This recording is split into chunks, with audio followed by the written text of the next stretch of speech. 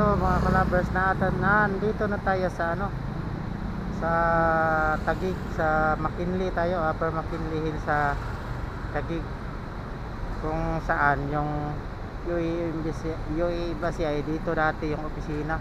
Yan ngayon pumunta tayo dun sa guard, sabi niya nalipat na pala yung UAE Embassy, so puntahan natin. Binigyan niya tayo ng address doon nalipat sa may Makati, kaya let's go. So nandito na tayo mga kalabers, tapos lang tayo, parada lang tayo ng motor doon sa sa ilalim, tapos balik tayo ng labas dito kasi nandito yung opisina. Nagtanong na tayo kanina sa guard dito palabas, doon lang tayo parada. Dito yung paradahan nila, ewan ko magkano bayad dyan.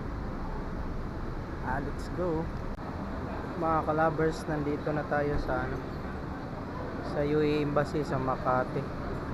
Umalis tayo sa bahay kanina alas 9, karating tayo dito alas 11:30. Tapos kasi dumaan pa tayo doon sa may Taguig mga kalabers, kasi yung dating opisina ng UAE Embassy sa Taguig sa Upper McKinley Hill.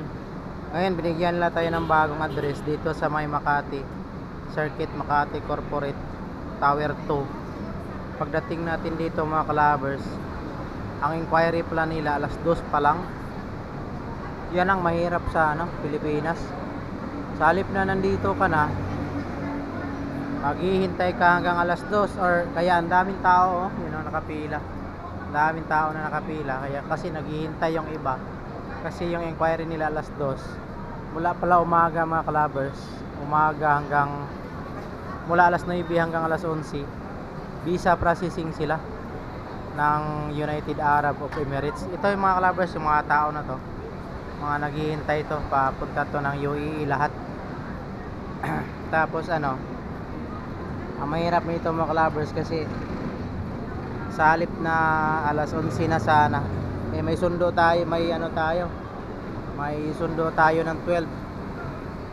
So babalik na lang siguro tayo bukas, kasi kung hintayin pa natin ng alas 2, sayang din yung sundo natin. O paano to, try lang natin makano. So shout out sa lahat sa lahat ng mga OFW, shout out sa inyong lahat. Ingat kayong lahat, ang hirap talaga mag-process ng mga documents.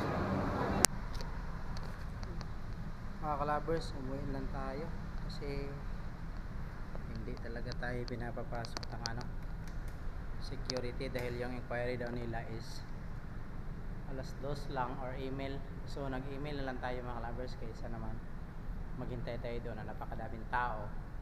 So tinawagan na natin yung DFA, nakuha natin yung email nila, kaya let's go na. Tanghali na, sobrang init.